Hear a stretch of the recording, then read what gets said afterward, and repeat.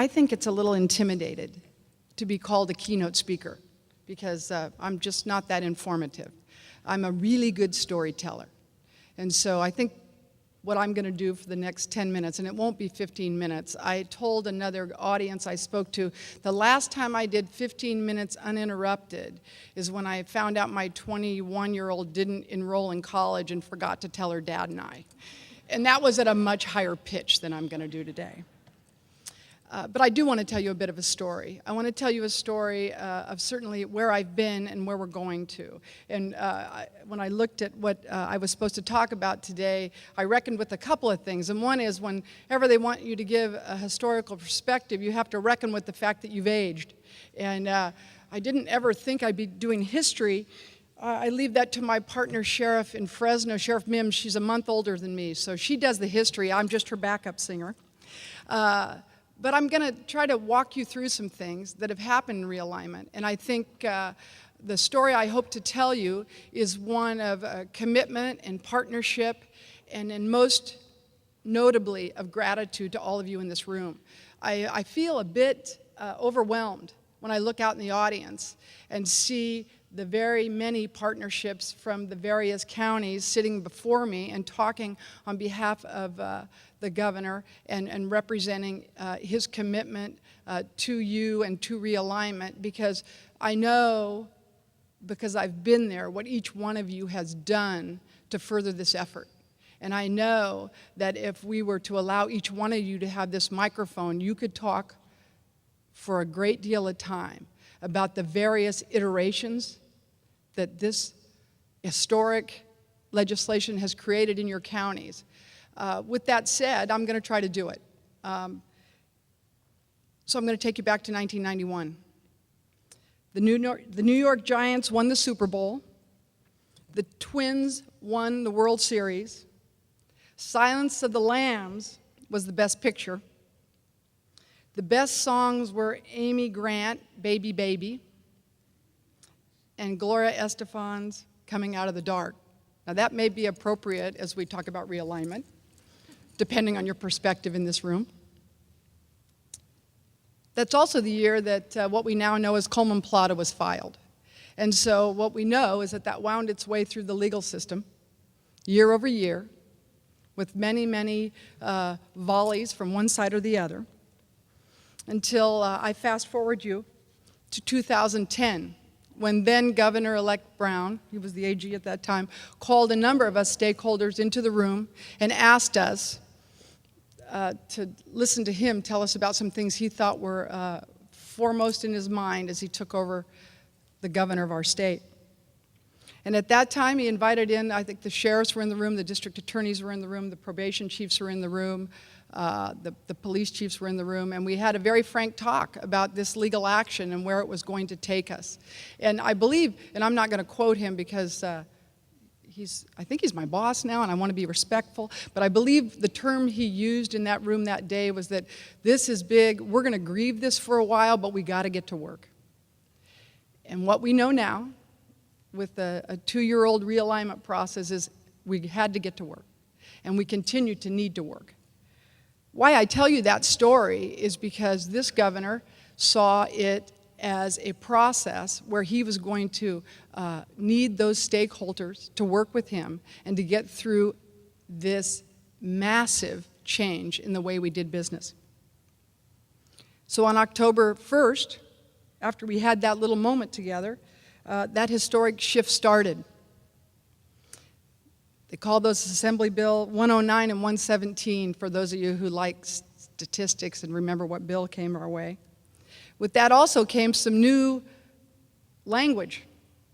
We now know what a non is, a post-release community supervision person is, an 1170H is, the importance of splits, what an MS is, and most important of all, we know what the CCP is. The list goes on and on about our new glossary of terms. But what is the overriding, most important term in my mind is that CCP, and is that partnership in 58 counties doing business 58 different ways.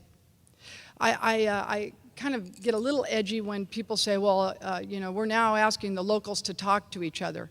I'm here to tell you, I think the locals were talking to each other pre-realignment. But now they're talking in a fashion as the experts in their community to craft the destiny for the population that comes their way.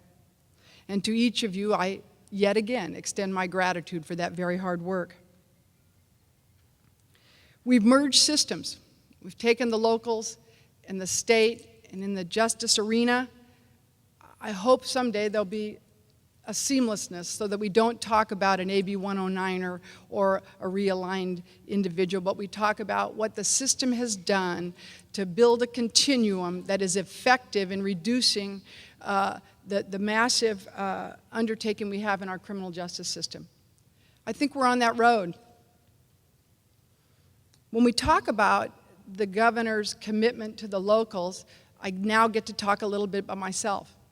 I happened to be in the room in 2010 when the governor told us we were going to grieve a little and we were going to work really hard, and I'm here to tell you he wasn't fibbing. I went back to my county and we began the work of realignment, and last year in March I announced my retirement. At that time, I don't know who did this, but somebody gave the governor my cell phone number, and that wasn't right. And I'm coming after you when I find out who you are. The governor began to call.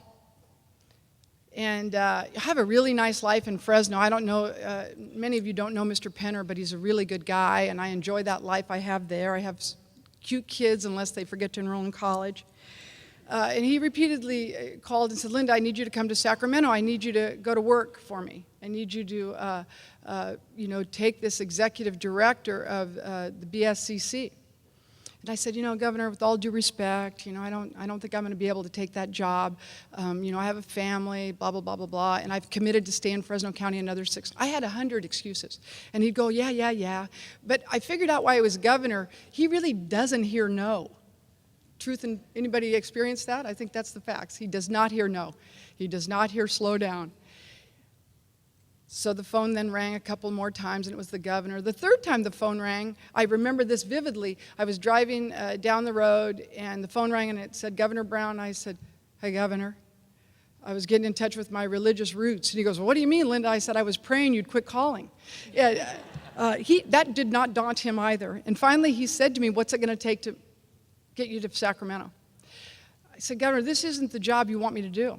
You have 58 counties out there. You have locals that need a great deal of attention. You need outreach.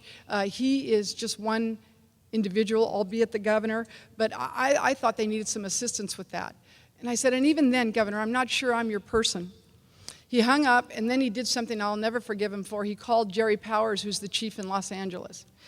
Jerry never meant a job he didn't want to build for somebody else. And so Jerry said, Governor, you need this really big job. You got to get Linda to come there, and she has to be your realignment person for the locals, and you need to let her, work on big policy issues and represent you throughout the state on these very issues. He wasn't done. He now has, I call them his finishers. June Clark is in there, Nettie Sablehouse is in there, and Diane Cummings is in there. Pretty soon the finishers showed up. I was in Sacramento having a good day, still living in Fresno, and the finishers came and they sat down. I thought they wanted to have coffee. They had no intention of, being sweet. And at the end of the day, because everybody was really, really powerful, and everybody was really, really committed to this effort, I realized I too had to be committed. I had to be committed because I bought into the effort. I bought into the factual set of incidents that led to the effort. And beyond that, I did not think what we were doing previous to realignment was working. So out of commitment to you, to the locals, and certainly to the governor and his persuasive staff, I came this way. I continue to believe that the people in this audience are the ones that are committed to doing what needs to be done. I'm a believer that if recidivism needs to be impacted, the people sitting in front of me are the people that are going to move that agenda for the state of California. I continue to believe that this group will certainly hold people accountable but knows they cannot build their way out of this problem. They reckon with the fact that we can't afford solutions that simply involve incarceration, and the locals are the ones that will further that agenda for the governor. Other states say that they have done historic corrections reform. There is none that comes anywhere near touching the historic reform that we've done in California. Every one of you in this room should be incredibly proud of yourselves and how you've moved this agenda. Understanding, because I'm not Pollyanna. In fact, you know what they called me at work when I came in? They'd say things like, Viper One's in the building. I don't know who they were talking about. But I am not Pollyanna. And what I need you to know is that we are ready to work through the issues that arise. There are a number of people in the state that have their ear to the ground with the locals. I really, absolutely can tell you that this governor has never made a commitment when I was in the room that he didn't follow through with. And believe me, when he pushed the Prop 30 agenda and constitutionally protected the money associated with this effort, I was awed by him in action.